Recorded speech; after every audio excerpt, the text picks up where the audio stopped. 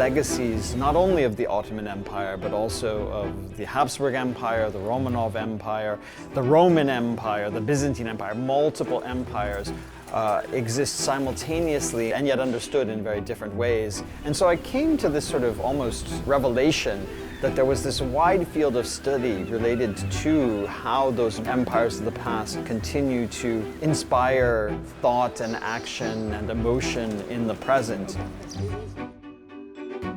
We are multiple social, scientific, and humanistic disciplines all focused together on this common challenge of comprehending how particularly imperial history and legacy resonates today in political, social, and cultural life.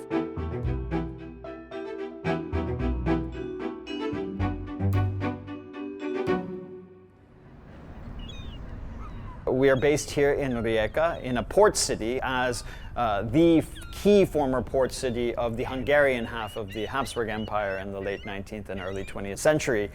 The university also provides a very welcome home for us in its broad perspective on cultural studies within which the project fits. So Rijeka, for that reason especially, seemed like a fitting home for the project. Just as a port city always looks out to the horizons on the sea, but also in the hinterland, our project is looking out to these horizons, and it's from Rijeka that we do so, and I think it's a good place from which to do so.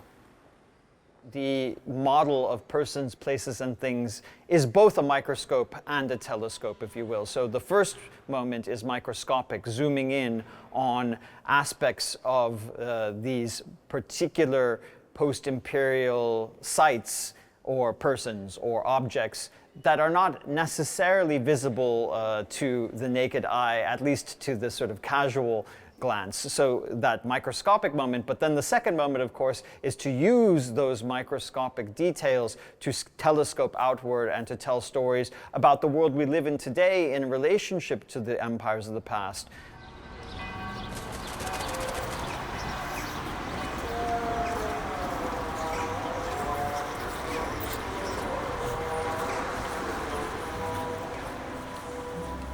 The basic idea of my work was to do a micro-history of one particular street corner here in Sarajevo.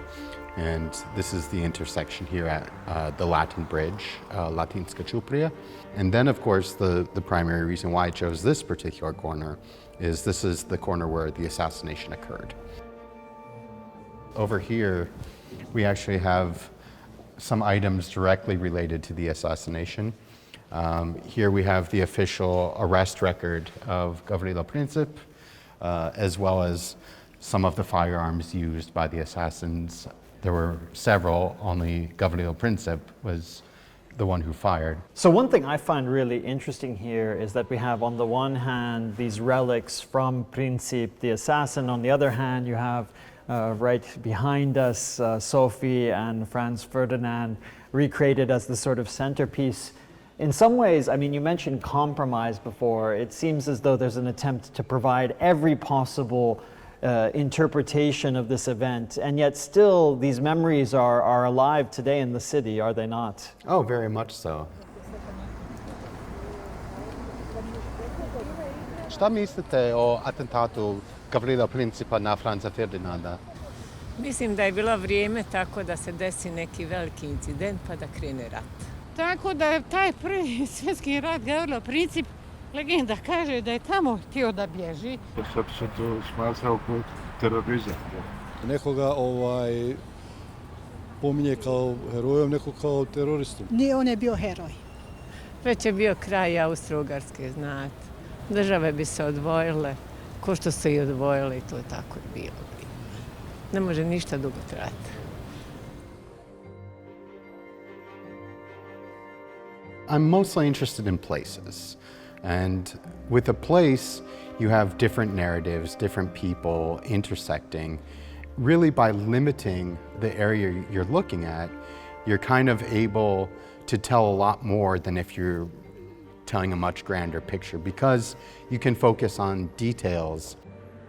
I'm not so interested in a street corner. I don't think that's really significant for a lot of people, but rather to look at the street corner and through it see the entire world. To see the intersections of empire, you have the Ottoman Empire and Austria-Hungary really converging at this point and looking at really over the course of several centuries what transpired here, especially through language and cultural change. And you can see the diversity captured on the street corner and the dynamics of it over time.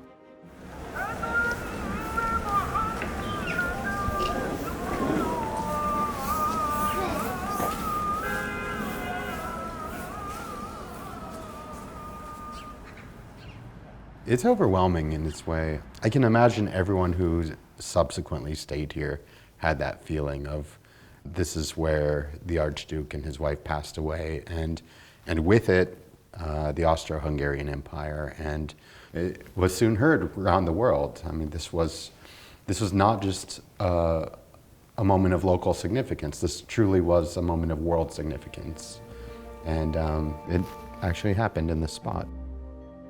It's a fascinating building in its own right. This building had many purposes over time, but primarily as a residence, starting in the Ottoman period, and then during the Austro-Hungarian period, of course, this became the seat of the government as well. This was the most natural place for them to be taken, right across the river from where the assassination occurred. After visiting the very place, the very site of the assassination of Franz Ferdinand and Sophie in Sarajevo, we're here now in Vienna at the Military History Museum, where we find a recreated street corner, including the original car in which they were driving, some of the weapons that were used in the assassination, and perhaps most dramatically, the uniform that Franz Ferdinand was wearing, where you can still see the torn bullet hole and some of the remains of his blood.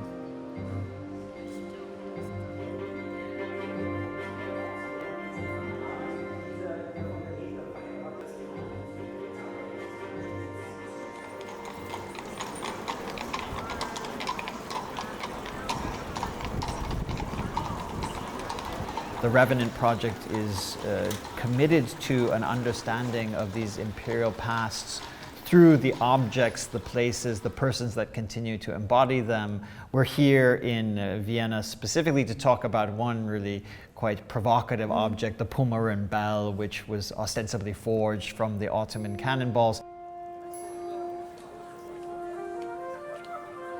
So this object, which was once a weapon aimed against the city, has now been transfigured into part of the worship, part of the collective life of Viennese residents, and in some sense has become emblematic for the city, for the country. And it's that transfiguration which requires both selective memory and selective amnesia, selective forgetting, that I think is really at the heart of what we do for Revenant. And when we now sit here, it's like you can see exactly where the tents had been from the Ottoman army and their camps. But I mean, it's really something symbolic that you put it up where you were able to watch this over a long time, where people shot at you. You were able to see, you know, the fog coming out of the cannons and the artillery and so on. And then you built this bell out of this.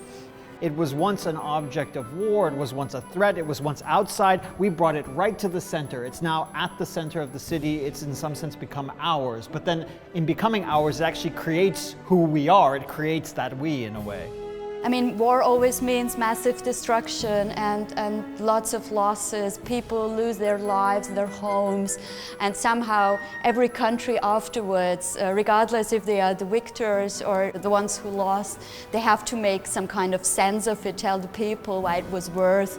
It's particularly interesting that its history is then in some sense reignited with the Second World War. So it has its origins in the borderland wars of the Ottoman and Habsburg Empire, and then it becomes a symbol for, in some sense, the reconstitution of the Austrian people after the threat of the Third Reich, which also, of course, was taken up in Austria in many ways. So, I mean, it's a complicated object.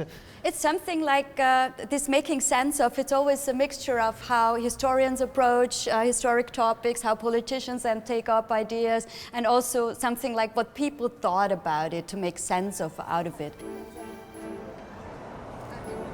I soon figured out that history can't be just showing the truth, the historic truth of something.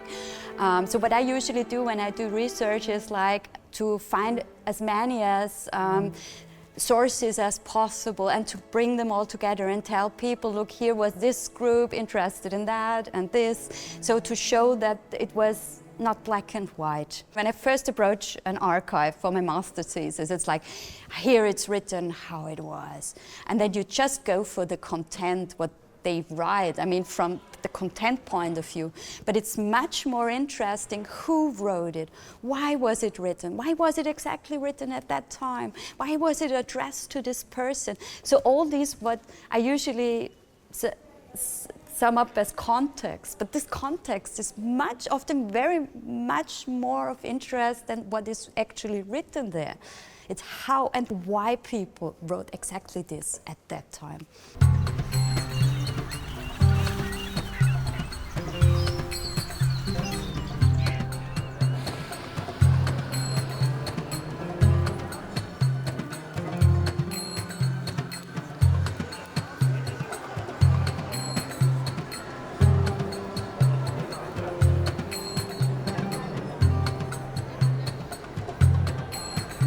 Now we're thinking about post-imperial persons, how we understand the empires through different people. I think it's important not to simply think about the empires and to sort of foster this cultural memory through these iconic figures, whether it be Suleiman or Hurrem Sultan or even Abdulhamid.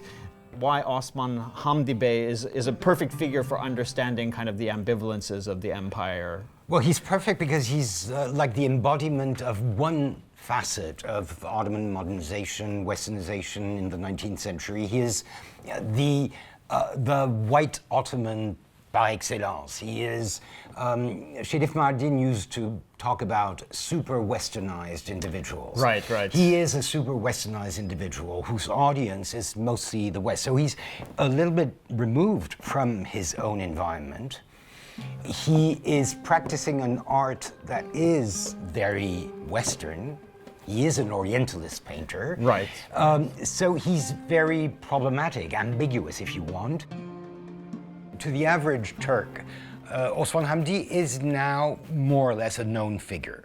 And through his painting, and through one particular painting, because it made the news. When you say $3.5 million, everybody listens. And Osman Hamdi made it into the greater public thanks to the sale of one of his paintings in the 1990s. So if you ask people in the street, the first reaction is going to be, oh, he's the painter of the tortoise charmer. He was basically painting like a Westerner.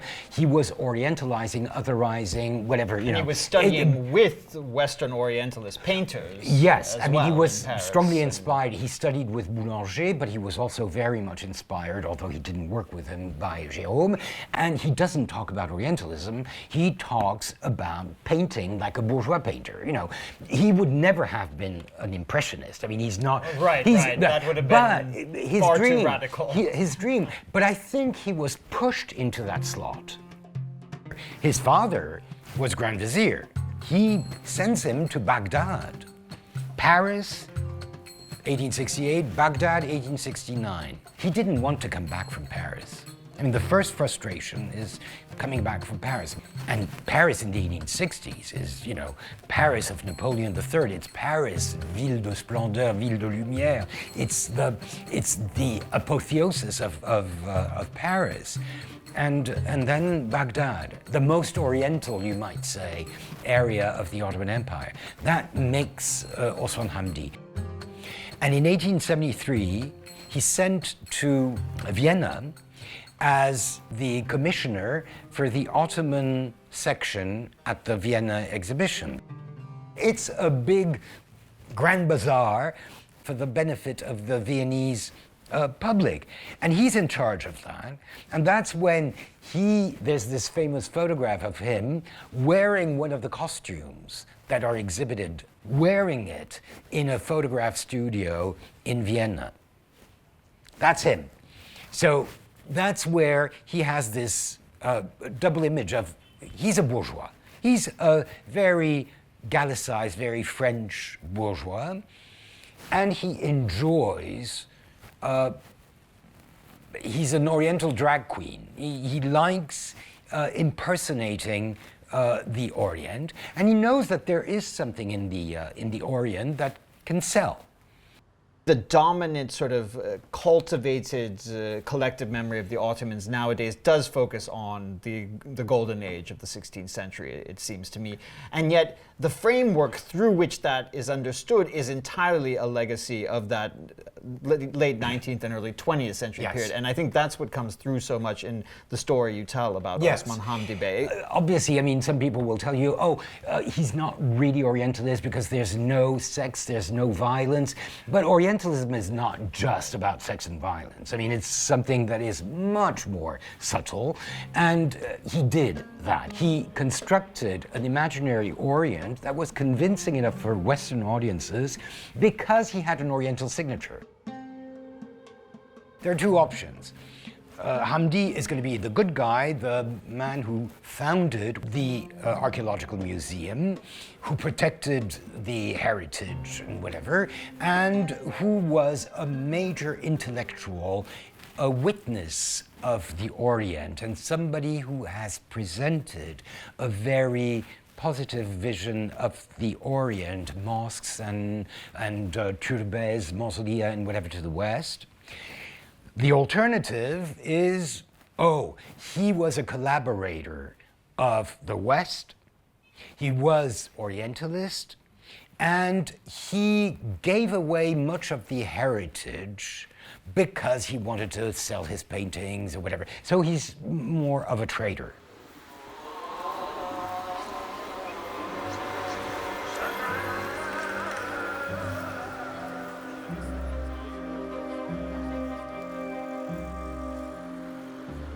This medallion is actually one piece of a much larger monument that was built on the corner of this intersection at the foot of Latinska Čuprija, the Latin Bridge.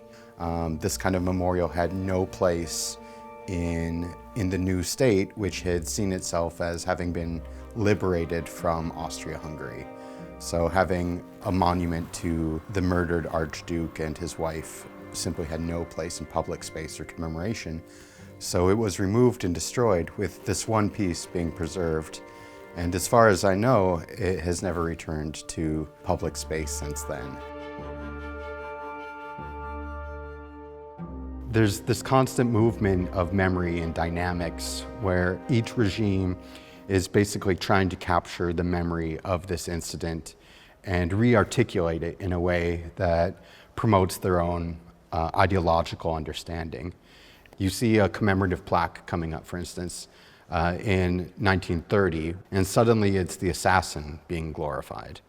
With World War II, when Sarajevo is taken by the Nazis, you see the local Volksdeutsch organization, the local Germans, removing the plaque and sending it to Adolf Hitler on his birthday. With the liberation of Sarajevo, you see another plaque coming up. And this time, again, it's glorifying Princip, but as a kind of proto-partisan. You even have the addition of footprints into the sidewalk, where you're invited to come in and take the position of the assassin, inviting you to take his perspective. And in the 1990s, that plaque becomes, it's torn out, the footprints are destroyed, and again, it becomes a moment where it's not quite clear how this incident would be remembered, whether Princip would be a villain or a hero. It's this very weird movement of temporality, of people in a particular moment telling the story of the past for people in the future. But even then, that story is embedded within its own time period. It's really difficult because you're looking at different pasts of people looking back at this one period, and you never really know how people feel, but you know what the dominant narrative is. So really, I'm looking at this corner to see a much larger perspective. It allows me to talk about diversity, ethnicity, language, nationalism, memory, heritage, legacy, everything.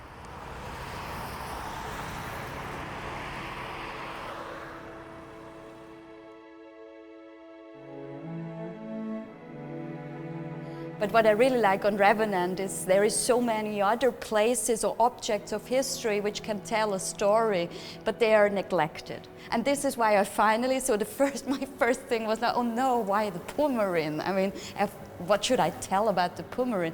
But I think it's really good because it brings a part of history into life which people don't know. For me, what is so potently metaphorical about it is that you have this object that is in some sense a material embodiment of the national spirit, and yet the very material from which it is made is something that has this history of inter-imperial violence and warfare, the cannonballs of the Second Siege of Vienna in 1683. And so it's the tension between how it might be experienced and understood on the part of Austrians today and that legacy of the inter-imperial warfare and rivalry that I'm finding so fascinating here. It embodies this kind of contradiction, the sort of contradictions that we are attempting to bring out and bring to voice in a way through the Revenant project. And there's something very metaphorical about the fact that it still rings to bring in the new year, to unite the people of Vienna and Austria, and yet it has this latent, unacknowledged history of violence and inter-imperial strife.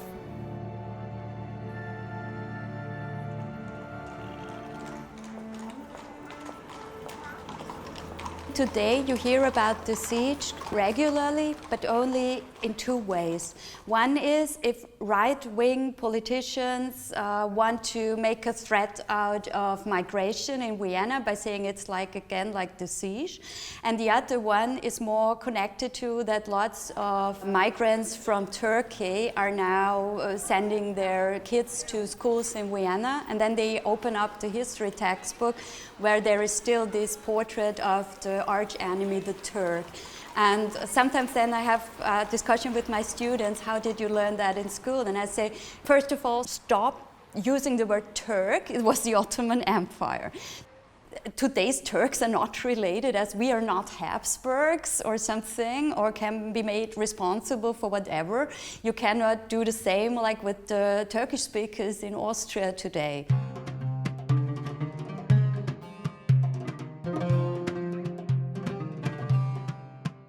You know, in the 1990s, we've been through this. Women with a headscarf were not admitted into university. I mean, it sounds so improbable today, but it was true. And people thought it was a good way to civilize them. You can't get much more Orientalist or colonialist than that. The problem is that anti-Orientalism is as problematic, if not more, than Orientalism itself. Right? I mean, to claim that Osman Hamdi was not Orientalist is, first of all, not to see that he had little choice but to be Orientalist, because that was the logic. Right. That we still are, more or less, we're Osman Hamdi's, especially in intellectual artistic circles and whatever, and that it's okay.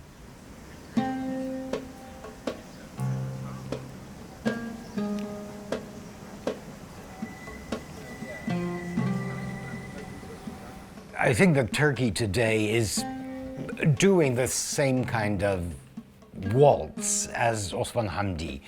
That is, it's playing the card of Westernization, but selling the Orient, especially in tourism. This is precisely what has fueled Turkey for 2 centuries. This in-between role. Istanbul straddling 2 continents, the bridge over. I mean, you would think that people would be bored of such cliches. No, it still works. And Turkey is still sitting on a fence and benefiting from this. But that's what ensures survival, and that's what gives a lot of flexibility to the system.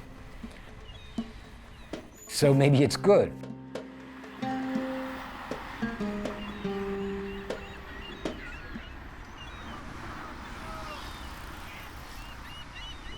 In each of these cases, we have very clear illustrations of the sort of sensibility and method that Revenant is attempting to bring to all of these different imperial pasts. And indeed, I would hope that it is something that can be applied not only in this region, not only to these empires, but globally in a sense. By examining the impact and the relationship between empires of the past and political life today, we no longer take for granted what political life today is. We destabilize the assumptions about who belongs where, why, how, and what privileges, obligations, and limitations that belonging might entail. However, it can provide different perspectives and at least call into question the assumptions that we make about how the world is arranged and how people are arranged within it. And I think about that every day, and I think that the more that others think about this, the more that we will have the possibility to forge new arrangements for better futures for most, if not all of us. And so I hope that by re-examining these empires, we'll come to understand other ways of forging collective futures that are not only based in the sort of assumptions of nations and states and citizens that we have today.